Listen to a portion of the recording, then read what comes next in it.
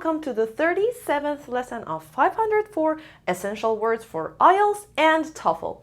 In this lesson, same as usual, I'll be teaching you 12 more words that are practical, not really for your everyday conversations, but if you're willing to take part in exams like IELTS or TOEFL, or if you're studying for master's or postdoc and you want to have presentations, you want to write reports and things like this, I'm sure you'll find all these words useful. So grab your pen, grab your notebook, and let's get it. سلام بچه‌ها، امیدوارم حالتون خوب باشه و خوش اومدین به درس 37 504.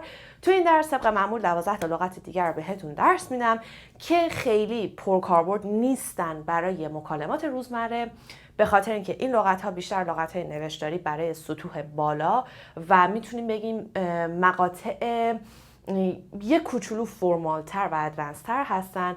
ولی اگر که میخواین آزمون مثل آیلتس و تافل بدین و یا اگر که دارین واسه مسترزتون میخونین یا پستاکتون میخونین، چه داخل ایران چه خارج از کشور، به خصوص خارج از کشور، لازم هستش که مقالاتتون و پرزنتیشنتون رو خیلی وقتا به انگلیسی بدین. پس این لغت‌ها ممکنه خیلی به دردتون بخوره.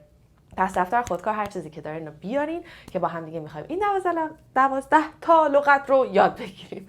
اما اگر که دکمه قرمز سابسکرایب روش کلیک بکنین و زنگوله بغلش رو هم بزنین، شما همیشه اول نفر خواهید بود که ویدیوهای ما رو میبینین، لذت میبرین و کلی مطالب آموزشی خوب ازش یاد میگیرین.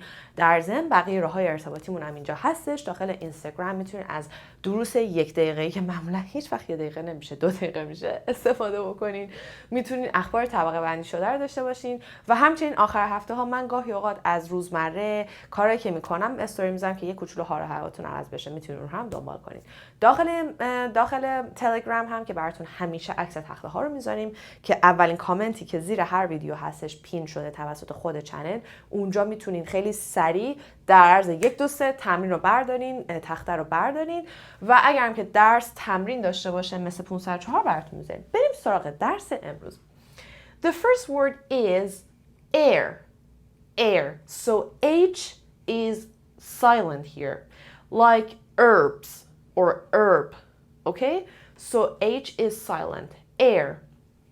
بچه این لغت فنتیکش توی American English به این صورت هستش. Air. This word air and air هوا are homophones.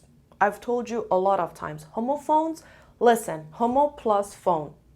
Homophones are the words that have the same sound, but they are written differently.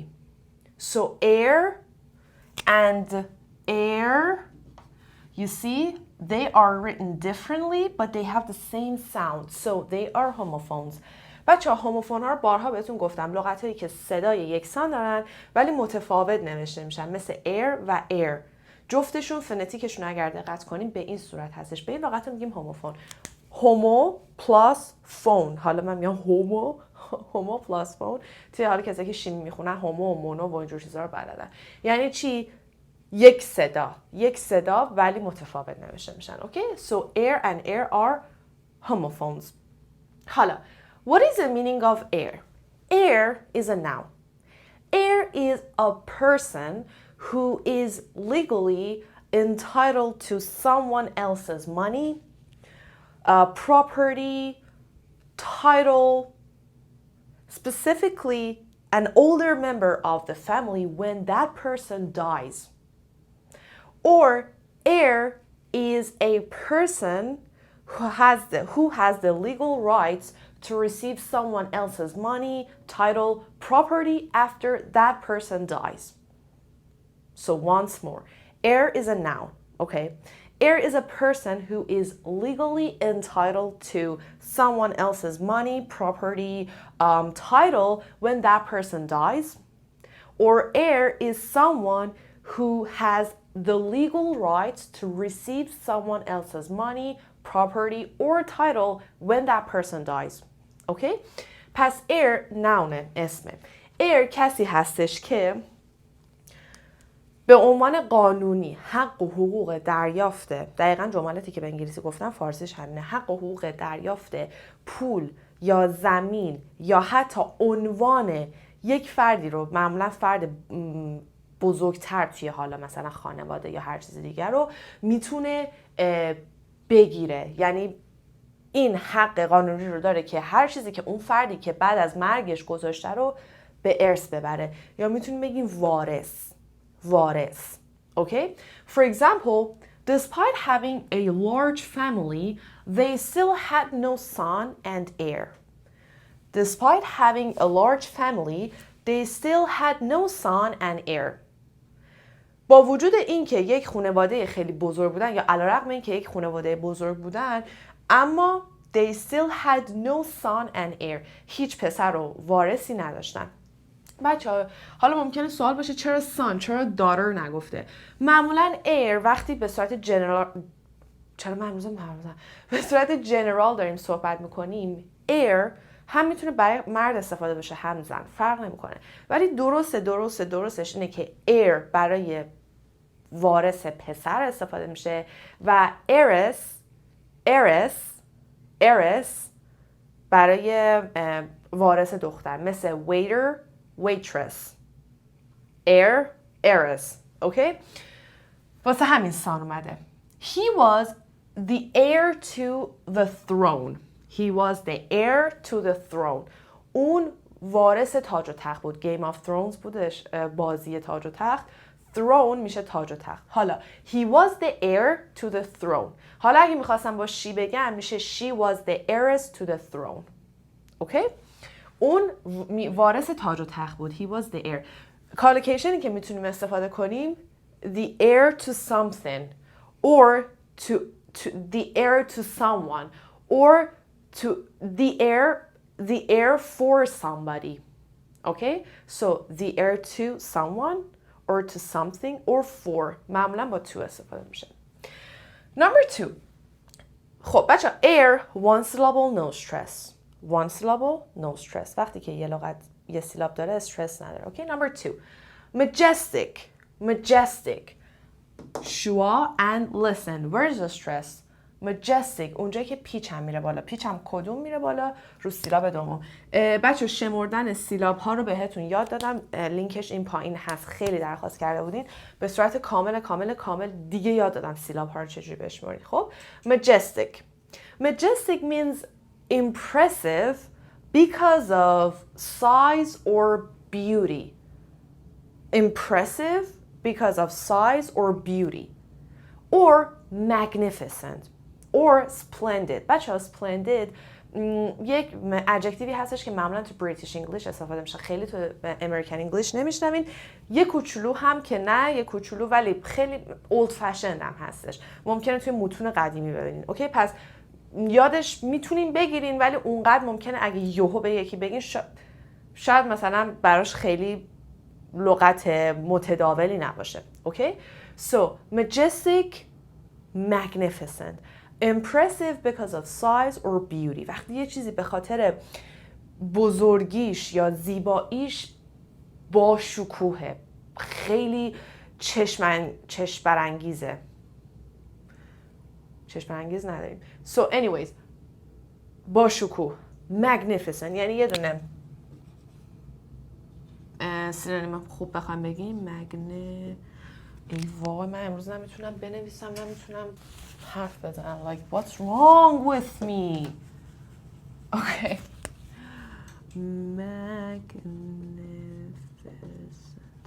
Magnificent. با شکوه، جذاب، زیبا. خب بریم سراغ مثالش. بچه اولین چیزی که براتون نوشتم کالوکیشن هایی هستش که میتونین استفاده بکنین براش. مثلا میتونین این رو توی رایتینگ تاسک 2 تون استفاده بکنین. Not really in task 1 but maybe in task 2. یا کسایی که آزمون دولینگو دارن میدن توی اون قسمتی که بعد تصویر رو توصیف بکنید یا کسایی که سلپیپ میدن میتونن مثلا اگه تو تصویرتون یک منظره جذاب با شکوه بود یا یه رودخونه بود یا یک تصویر بود میتونین از این واژه majestic استفاده کنید. I can say a majestic view, a majestic castle, a majestic river or a majestic scenery. منظره با شکوه. A majestic scenery خیلی خوب میتونه باشه. For example, the majestic Montana scenery will leave you breathless or speechless. The majestic Montana scenery will leave you breathless. منظره با شکوه مونتانا تو رو نفستو میگیره، یعنی انقدر زیباست که دیدی نفستو تو سینه حبس میکنه. will leave you breathless, will leave you speechless. Okay? Number 3, dwindle, dwindle, dwindle, to decrease in size or amount. Dwindle, dwindle, کم شدن. To decrease in size or what? Amount. بچه dwindle حالا همیشه سعی میکنم تو درس آخر 504 یه سری چیزای جدید بگم که فقط کسایی که درس رو نگاه میکنن به اون چیزا میرسن. الان بهتون واسه چند تا لغت بعدی میگم. خب dwindle بچه dwindle از اون لغتایی هستش که به شدت میتونین توی تسک 1 و تسک 2 استفاده بکنین، توی چه آیلز چه حتی توی رایتینگ تافلتون چه حتی بازم میگم سلپی دولینگو هر چیزی که دارین میدین dwindle. یا کسایی که ارائه میخوام بدن تو دانشگاه یا کسایی که دارن ریپورت مینویسن، این لغت ها خیلی به دردتون میخوره. اهمیت و ارزش خیلی از این لغت ها که خیلی ها میگن نه 504 به درد نمیخوره، لغتاش اینجوریه اونجوریه. اهمیت این لغت ها رو کسایی میدونن که دارن تو خارج از کشور به خصوص، حالا چه ایران به خصوص خارج از کشور درس میخونن و متوجه میشن که چقدر این لغت ها به درد پرزنتیشنشون، به درد ریپورت هایی که بعد بنویسن واسه استادشون، حتی homework هاشون میخوره. Okay? So dwindle. Membership of the club has dwindled from 70 to 20. Membership of the club has dwindled from 70 to 20 or 70 to 20. عضویت اون کلاب از 70 تا به 20 تا کاهش پیدا کرده. So has dwindled from یک عدد to another number. From 100 to what? To 80. From 1,000 to 800. Okay, so from یک عدد توی عدد دیگه. این مثال خیلی قشنگه. تسک 2 IELTS. It's amazing. Listen. Companies are having recruitment difficulties as they battle it out for a dwindling number of skilled staff. It's amazing. من این جمله رو خیلی دوست دارم. Companies are having recruitment difficulties as they battle it out for a dwindling number of skilled staff. شرکت ها are having در حال حاضر دارن recruitment difficulties. بچه ها recruitment difficulties means hiring difficulties. یک واژه یک کوچولو informal تر نسبت به hire هستش. مثلا when someone recruits you, it means that person hires you. Then you start working in that company. Okay? So recruitment, استخدام. So companies are having recruitment difficulties. شرکت ها در حال حاضر دارن همش مواجه میشن با چی؟ یا در حال مواجه شدن با مشکلات استخدام هستن as they battle it out و در حال چیز هستن، در حال مبارزه برای پیروزی هستن، یعنی که این مشکل رو باهاش مبارزه کنن، مواجه بشن، مبارزه کنن. For a dwindling member of skilled staff. Dwindling number of skilled staff. بچه dwindling number, dwindle is a verb. When I add ing to it, dwindling now is a present participle. الان present participle که میشه adjective. So a dwindling number of skilled staff. Skilled adjective, staff کارکنان. Skilled staff means نیروی متخصص. حالا dwindling number of skilled staff یعنی چی؟ این که شمار نیروهای متخصص همین جوری داره کاهش پیدا میکنه. So companies are having recruitment difficulties. کمپانی ها الان مشکلات استخدام دارن as they battle it out for a dwindling number of skilled staff. و در حال مبارزه با این مشکل هستن و این مشکل علتش چیه؟ به خاطر کاهش، یا میتونیم بگیم به علت کاهش شماری از نیروهای متخصص. سادهش بکنم، به علت این که نیروهای متخصص شمارشون کم شده و همینجوری هم داره کاهش پیدا میکنه، شرکت ها مشکلات استخدام دارن. چرا؟ چون نمیتونن نیروی متخصص پیدا بکنن. So companies are having recruitment difficulties as they battle it out for a dwindling number of skilled staff. اوکی؟ مثلا این لغات برای کسایی که مثال میخوام بزنم، این لغت ممکنه شما توی یک متنی که کسایی که مثلا مثل من رشتهشون مدیریت بوده، وقتی که رشتهتون مدیریته باید کورس های مختلفی رو پاس بکنیم. مثلا یکی از اون کورس ها HR هستش یا کورس نیروی انسانی هستش. توی نیروی انسانی توی کورس HR راجع به چی باهاتون صحبت میکنن؟ راجع به ریکروتمنت صحبت میکنن، راجع به کمپانی ها که چجوری چه مشخصه افراد رو انتخاب میکنن، چجوری اینترویو میگیرن، چه سوالایی رو بعد موقع اینترویو ازتون بپرسن. این جمله میتونه جمله باشه که مثلا شما میتونید برای ارائهتون مثلا توی درس HR یا درس علوم منابع انسانی تو مثلا بدین. چرا؟ چون مثلا مربوط به ریکروتمنته. Anyways, you can use these words, okay? Number 3, with water dwindling in the articleش جا افتاده بود. With water خب کثیف شده. Anyways, with water dwindling in the southwest, Arizona plans for coming restrictions. With water dwindling in southwest, Arizona plans for coming restrictions. با کاهش آب در north, south, east, west.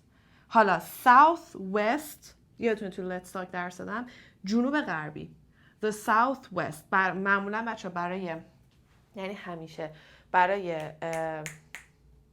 جهت ها آرتیکل رو جا نمیندازیم ها. اوکی؟ ممکنه تو محاوره گفتار نگن، ممکنه تو گفتار خیلی مثلا بشنویم به جای the United States بگن United States، ولی شما قرار هستش که درست همه چی استفاده کنین. اوکی؟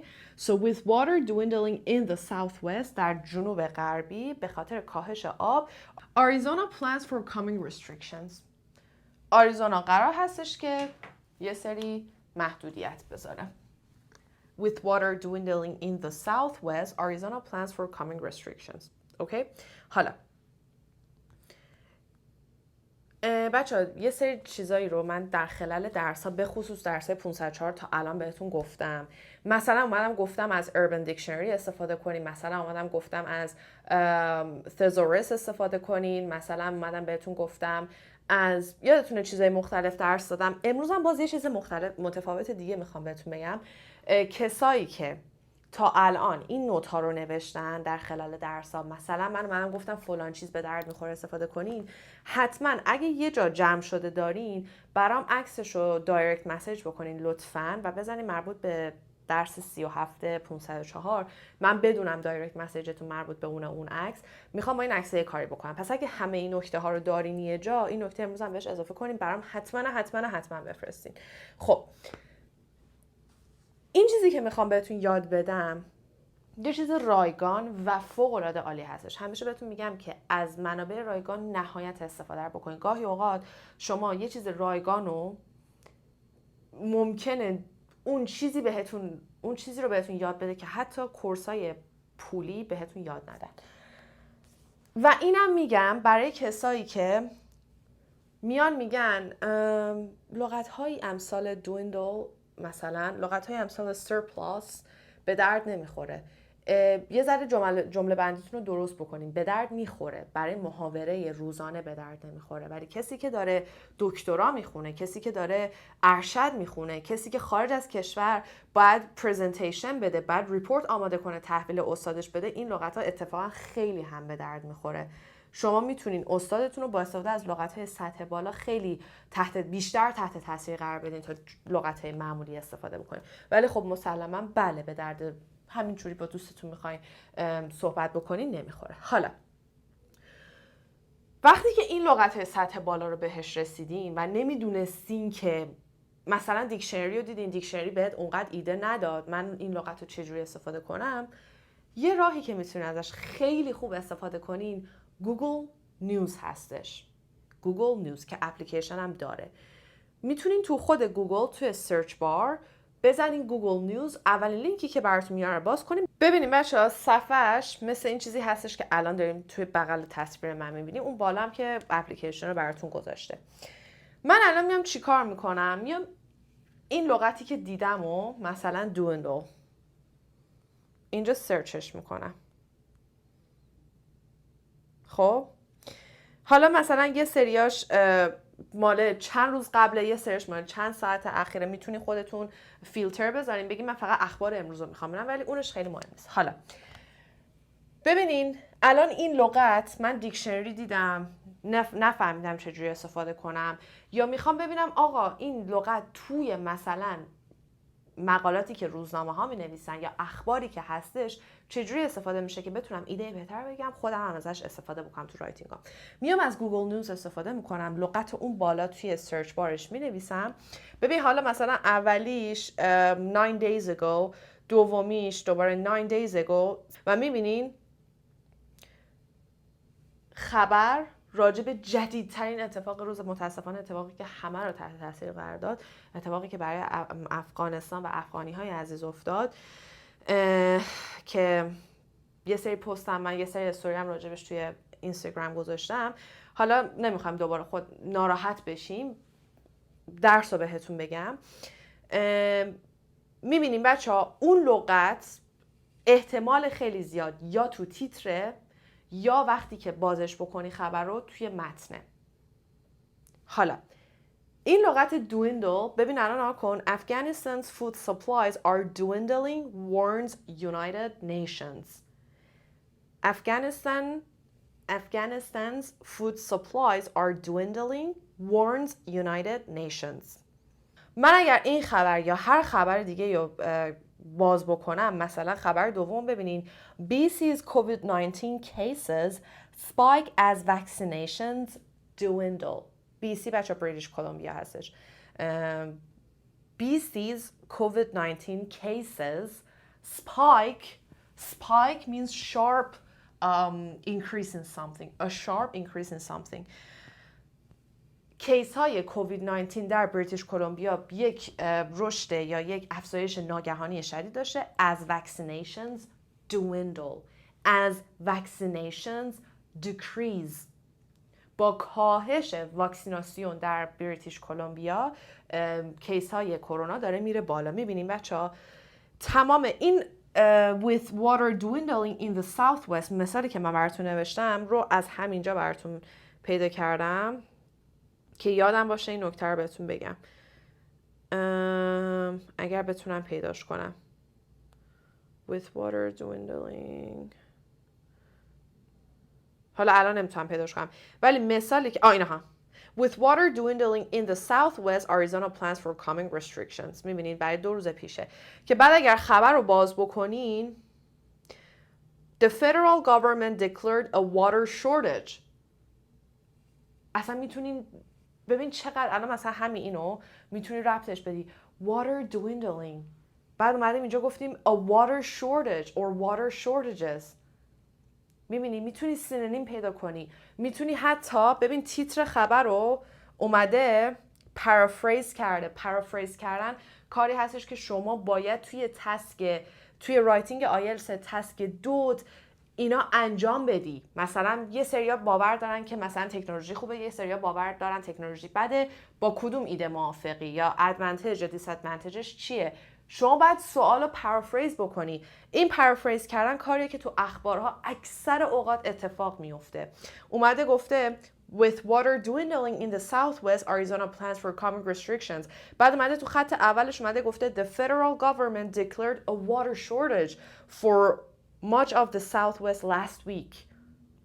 پس water dwindling، water shortage به هم ربط بدین. خب حالا برای من رو تو دستم نگه میدارم که برای لغت بعدی هم بهتون نشون بدم.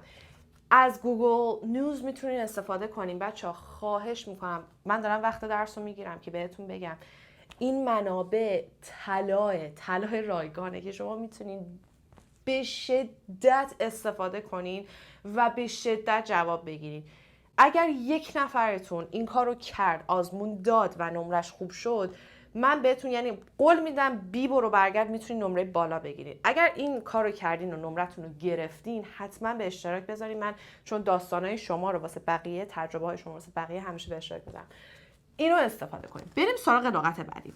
لغت بعدی بچه‌ها surplus لغتی بود که ما همیشه توی درس اکونومی از اکونومیکس یا اقتصادمون داشتیم.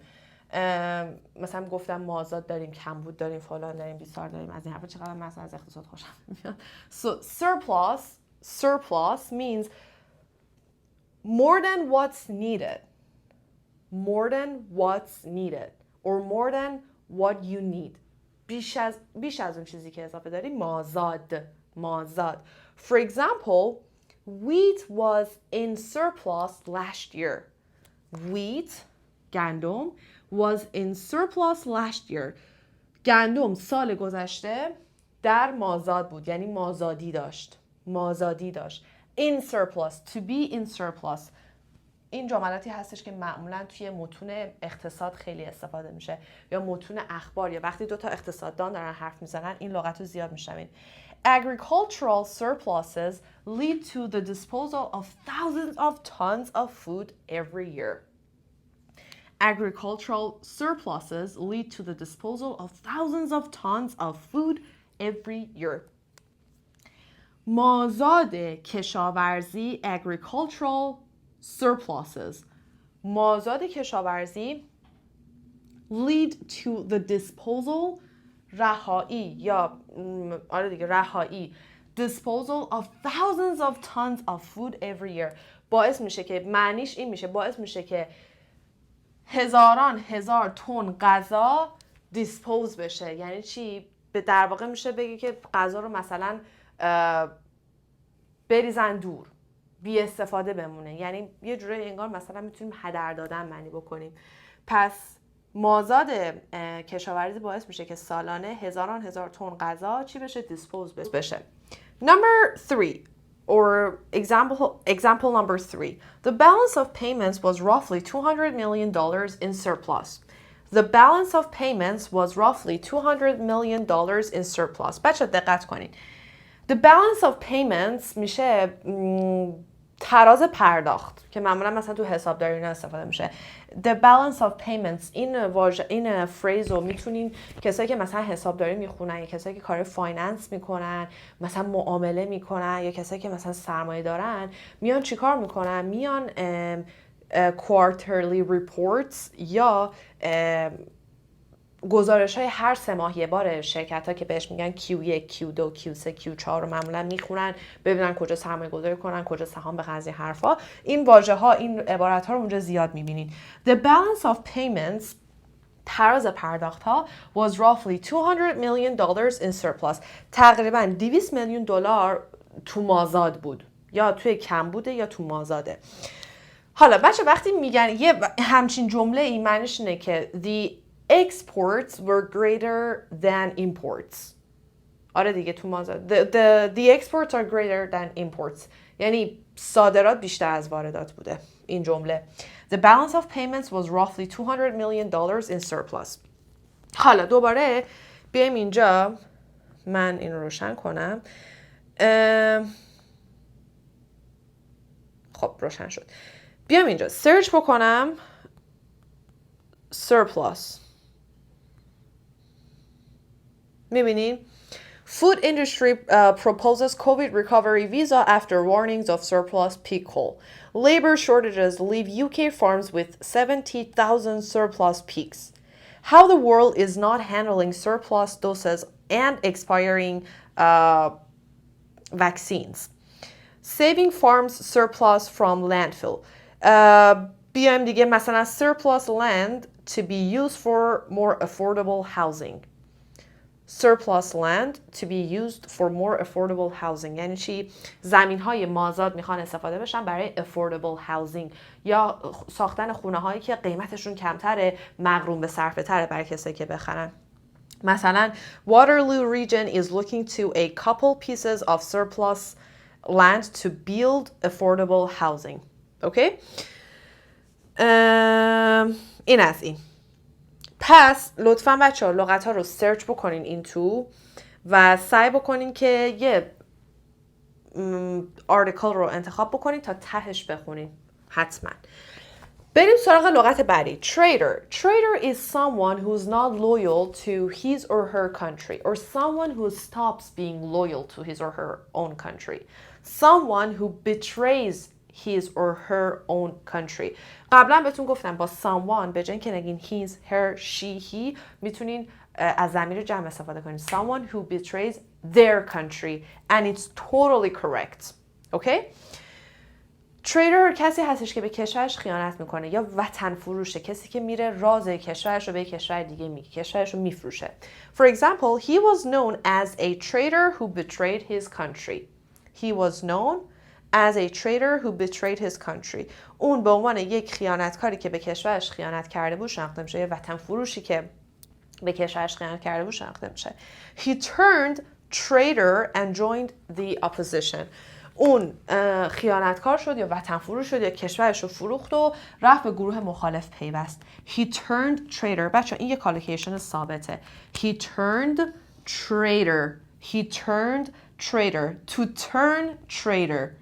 هیچ آرتیکل این وسط نداره. هاده اینا هیچ نداره. He turned traitor. دوباره من میخوام traitor رو مثلا دیکشنری خوندم، میسا هم گفت نفهمیدم، میخوام چیز بکنم ببینم که مثلا توی اخبار و مقالات روز چجوری ازش استفاده شده. میام اینجا سرچ میکنم traitor. خب مثلا اخبار مثلا اولیش برای یاهو نیوز هستش، 4 صفحه پیش اومده بیرون. Afghan activist Fatima Gailani blasts Biden as reckless, calls Ghani national traitor. بعد اومده مثلا اینجا دوباره میبینین Afghan activist says Ashraf Ghani and Joe Biden caused misery and chaos. الان لغت traitor توی تیتر این خبر نیومده، ولی من اگه بزنم روی این خبر حتما این لغت رو داره. میبینین؟ So Fatima Gailani says ousted President Ashraf Ghani is a national traitor. You see? A national traitor. دوباره میتونی یه کار دیگه که بکنین، مثلا بیاین پایین‌تر، اگر دارین از روی لپتاپ میخونین میتونین کنترل F رو بزنین، یا اگر مکبوک دارین به جای کنترل و کامند رو بزنین. شم چک میکنم درست بگم. کامند F رو میزنین، کنترل F و کامند F اگر مکبوک دارین کامنده. توی ویندوز و حالت معمولی کنترل هستش. اینو که بزنین یه سرچ بار اون بالا میاد، بعد لغت رو اگر سرچش بکنین تریدر، تمام اون لغت رو تو تمام اون مقاله بهتون نشون میده کجاها استفاده شده. اوکی، حالا الان لپتاپم دوره بخوام ستش بکنم براتون، ولی میتونین اینجوری لغت رو پیدا بکنین. اوکی؟ So he turned traitor and joined the opposition. اینم از تخته اول. پس ببینیم بچه این لغت ها استفاده میشه. لطفاً درس خوندن برای خودتون لذت بخش و متنوع کنید. بریم به 7 لغت دیگه مونده، با 7 لغت بعدی برگردیم. بریم سراغ تخته دوم. Number 6. Deliberate. Deliberate. Deliberate. دقت کنیم بچه ها. یه رنگ دیگه بذار بیارم. کجا تشدیدم روی لغت زیاد میشه؟ Listen. Deliberate. Deliberate. So here. Deliberate. Deliberate. بچه دقت کنید صدای آخر it هستش. it نیست. اوکی؟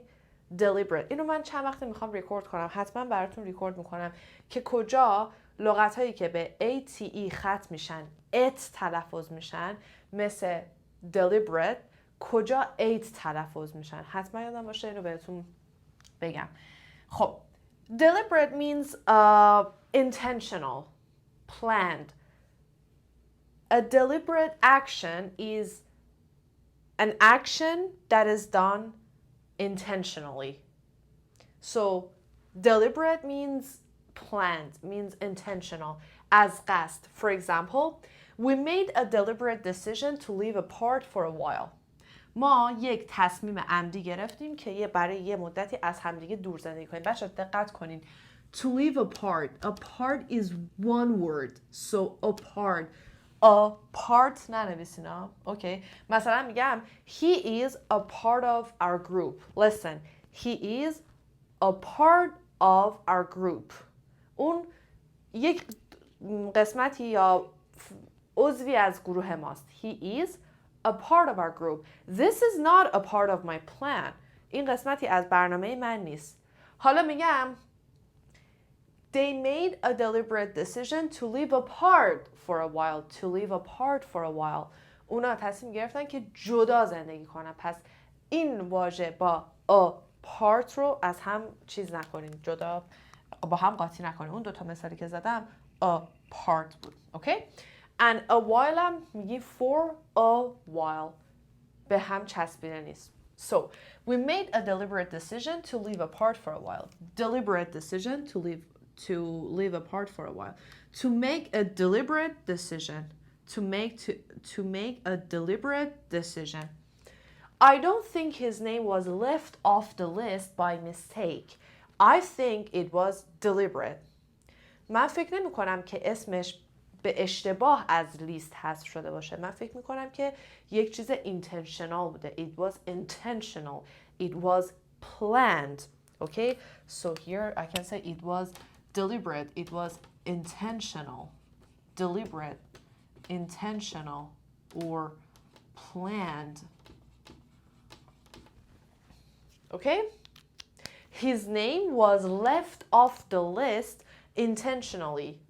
His name was left off the list deliberately. Okay? Adjectiveش خود deliberate adjective. Adverbش میشه چی؟ Deliberately. Number 3. The speech was a deliberate attempt to embarrass the government. The speech was a deliberate attempt to embarrass the government. اون سخنرانی یک حرکت عمدی بود. An intentional attempt to embarrass the government. که دولت رو شرمسار بکنه. خجالت زده بکنه. Okay? So a deliberate attempt or a deliberate decision. A deliberate action. هر چیزی میتونین بگین. Number 7. Vandal. Vandal. دقت کنین. 2 سیلاب داره and the stress is on the first syllable. So vandal. Vandal. صدای اینم بچه ها. مثل cat. مثل hat. So vandal. Vandal. Vandal means someone who مثلا چی کار میکنه؟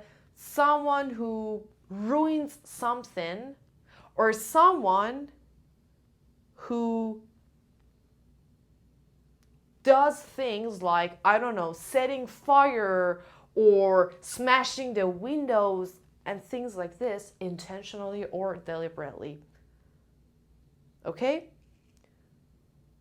کسی که از قصد یه سری کارا مثل شکستن چه میدونم شیشه، مثلا آتیش زدن، این کارا رو از قصد انجام میده. بهش میگیم وندل. مثلا یکی میاد اینجوری یه خش رو ماشینت میکشه، اون فرد میشه وندل. یکی میاد مثلا این میزو برمیگردونه برعکسش میکنه، اون فرد میشه کسی که آسیب و صدمه به خسارت وارد میکنه. Vandals broke into the factory and set fire to a cabin. Vandals broke into the factory and set fire to a cabin. Vandals ها یا اغتشاشگران از نظر کسی که صدمه و آسیب ایجاد میکنه ها، میزنه در رو میشکونه، پنجره رو میاره پایین، به اونا میگن. پس اون اغتشاشگران broke into، یادتونه توی let's talk گفتم وقتی یکی broke into میکنه past presentش میشه break into میکنه، یعنی میاد تو خونت، میاد تو دفترت، میاد توی چیز بدون اجازه. پس وارد اون فکتوری شدن و چیکار کردن؟ یه کابین رو آتیش زدن. So set fire. So vandals set fire to things. آتیش میزنن. Vandals smashed windows and overturned cars in downtown. Vandals smashed windows and overturned cars in downtown. وندال ها یا اغتشاشگران یا خراب کنندگان، خرابکارا smashed windows، شیشه ها رو آوردن شیکوندن پایین و ماشینا رو اینجوری برعکس کردن، سر دیگه برعکس کردن توی کجا؟ داونتاون. بچه داونتاون معمولا اون قسمتی از شهر که شلوغه، پایین شهر معنیش نکنین. So vandals, what do they do? What do vandals do? they set fire, they smash windows, they overturn cars. میتونیم اینجوری بگیم. اوکی؟ حالا به اکت صدمه زدن چی میگن؟ vandalism. vandalism. به این اکت میگن vandalism. خیلی جالب بچه ها. من الان دنبال ماشینم، بعد میخوام اینو بهتون نشون بدم چقدر جالب بعضی وقتا یه سری چیزا رو میبینی. توی ماشین وقتی میخوایم بخرین هیستوری ماشین رو نشون میدن دیگه گاهن، که مثلا حالا ما بهش میگیم کارفکس. توی کارفکس ماشین مثلا نشون میده ماشین تو اکسیدنت بوده یا نه، چه تعمیراتی انجام داده، چه تصادفاتی داشته، اگه تصادف داشته کجاهای ماشین چیزش. من ماشین دیدم چند روز پیشا، این کارفکسشه بچه نگاه کنید. تو قسمت accident and damage، تو قسمت آسیب و تصادفش میبینید توی 2019 وندالیزم داشته، $2375 هزینه ماشین بوده. وندالیزم، حالا یکی اومده یا شیشه‌شو شکونده که فکر نکنم شیشه باشه، یا اومده خط و خش انداخته، یا اومده چه میدونم با بت زده ماشینو. احتمالاً یه پسری بوده که دوست دخترش رو ناراحت کرده. 100%، 99%. به این اکت میگن چی؟ vandalism. Number 8 drought. دوباره اینو تو Let's Talk بهتون بچه ها راجع به محیط زیست و طبیعت بهتون گفته بودم، یادم. drought, a period of time without rain, a period of dry weather, a period of time with less rain or with no rain. اون بازه زمانی که یا اصلا بارون نمیباره یا خیلی کم باره یا هوا کلا خشکه، خشکسالی. drought. بچه بهم بگین چند سیلاب داره. وقتی استرس نمیذارم یعنی یه سیلاب داره دیگه. drought بهتون گفتم، یادتونه داشتم بهتون یادم گفتم مهم نیستش که مثلا اگر 3 تا 4 تا 5 تا واول ساوند این وسطه. اوکی، مهم اینه که چی داره، چند تا صدا، چه صدایی رو داریم میشنوین. drought. This year a severe drought ruined the crops. امسال بچه میتونیم برای drought بذاریم یا نذاریم، پس این آپشناله. So this year a severe drought ruined the crops. امسال یک معمولاً بچه ها برای adjective از severe استفاده میکنیم. severe یعنی شدید. یک خشکسالی وحشتناک شدید تمامی محصولات رو ruined کرد، از بین برد. حالا نگاه کنین. Farmers are facing ruin after 2 years of severe drought. Farmers کشاورزان are facing ruin دارن بچه ruin کردن یعنی نابود کردن. So ruin here is used as a verb. Here ruin is used as a noun. وقتی میگه farmers ها دارن چی فیس میکنن، با چی مواجه میشن؟ ruin یعنی با نابودی محصول منظورشه. So farmers are facing ruin after 2 years of severe drought. بعد از 2 سال خشکسالی شدید الان کشاورزان دارن با نابودی روبرو میشن، مواجه میشن. پس ruin here is a noun, there is an adjective. دوباره میبینید severe drought. The country's entire harvest has been hit by drought. The country's entire harvest has been hit by drought. وقتی میخوایم بگیم مثلا خشکسالی ضربه زده، hit. The entire world was hit by COVID-19. The entire world was hit by COVID-19. کل دنیا هیت شد، یعنی کووید 19 اومد به کل دنیا صدمه زد یا هیت کرد، کل دنیا رو تحت تاثیر قرار داد. hit. So the country's entire harvest has been hit by drought or ruined by drought. بچه لغت 6 is so practical. Vandal is practical, drought is practical, ولی لغت number 9 not practical at all. اصلا یادش به نظرم نگیرین، چون اصلا این لغت اصلا هیچ، یعنی خیلی هم old fashioned هم خیلی فرماله. حالا ببین مثلا میگم I can't abide her. What does this sentence mean? It means I can't stand her. خب چرا؟ Why would I say I can't abide her? Okay? So don't... مگه من باشم میگم مثلا یادش نگیرین. واسه همین از دوتا مثال نوشتم. I can't abide people with no sense of humor. Abide. این صدا شوهای اینم استرسه. I can't abide people with no sense of humor. I can't stand people with no sense of humor. خیلی خشک و رسمیه. من اگه باشم میگم اینو یاد نگیرین. I can't abide people with no sense of humor. حالا abide بچه ها با یه preposition abide by استفاده میشه. توی اخبار ممکنه ببینید که اونو دیگه نگفتم. اگه دوست داشتین تو گوگل نیوز سرچش کنین abide by. اینجا براتون بنویسم abide by. اگه دوست داشتین یه گوشه ذهنتون، ولی این مدلش I can't stand her, I can't abide her. I can't stand people with no sense of humor. Why would I say I can't abide people? Okay? I can't stand people who look down on others. I can't abide people. Okay? So abide, no, not practical at all. Number 10, unify, to bring everyone and everything together. Unify. As UNICEF یادتون باشه, unite, to bring everything and everyone together. همه چیزو در کنار هم بیارن, همه چیزو متحد بکنن. Unify. The new leader hopes to unify the country. The new leader hopes to unify the country. اون لیدر جدید, رهبر جدید امید داره که کل کشور رو متحد بکنه. There have been several attempts to unify different groups into different groups. Okay, so let's see this one. There have been several attempts to unify different groups into one political party. There have been several attempts, تلاش‌های خیلی زیاد و متعددی انجام شده که چی؟ To unify different groups, که گروه‌های مختلف رو unify بکنن, متحد بکنن into one political party و تبدیلشون کنن به یک جبهه مشخص سیاسی, یک پارتی, یک سمت, یک گروه مشخص سیاسی ایجاد بکنن. So unify into. Okay? Number 11, summit or summits. So summit or summit, ممکنه تی رو بچه خیلی خیلی واضح نشنوین. Summit یا summit. تی ممکنه خیلی وقتی داره توی جمله قرار میگیره شنیده نشه, به خصوص اگر این لغت وسط باشه. So summit,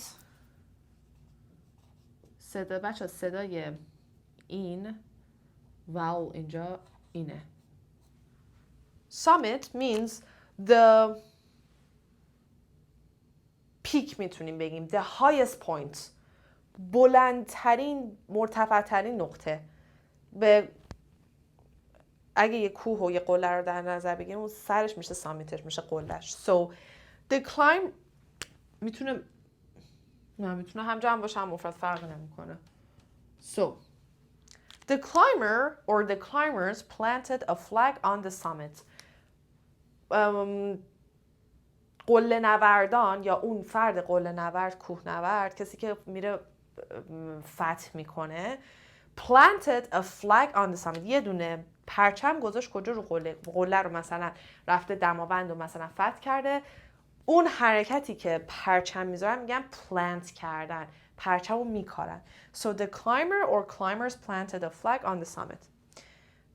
لغت بچه خیلی مهمی نبود, واسه همین خیلی مثال براش نگفتم. And the last word, again, not practical at all. Heed. To pay attention to advice or warnings. وقتی که to pay close attention. وقتی که به یه چیزی خوب دقت کنید. To pay attention specifically to warnings or advice. وقتی که به نصیحت و اخطارها خوب گوش بکنید. To pay attention, to pay close attention. Again, not practical. نمیخواد اینو یادش بگیرین. He failed to heed our warnings. He failed to pay attention to our warnings. Or perhaps they should have heeded their own advice. Perhaps they should have listened to their own advice. Perhaps they should have paid attention to their own advice. Okay? So to pay attention to something means to heed. بچه این دوتا لغت abide و heed خیلی واقعا توی متون قدیمی پیدا میشه یا تو متون خیلی رسمی. اگر لغتی لازم نباشه یاد بگیرین رو بهتون میگم. دارم الان بهتون میگم abide و heed خیلی مهم نیستن. واقعا خودتون ذهنتون باهاش درگیر نکنید. همین چند تا مثال کافیه. abide که اصلا واقعا خیلی دیگه اصلا. So he failed to heed our warnings. Perhaps they should have heeded their own advice to pay attention to something. اینم از این بچه ها. دوباره one syllable no stress. Summit, the stress is on the first syllable. Okay? Unify, unify, unify, unify.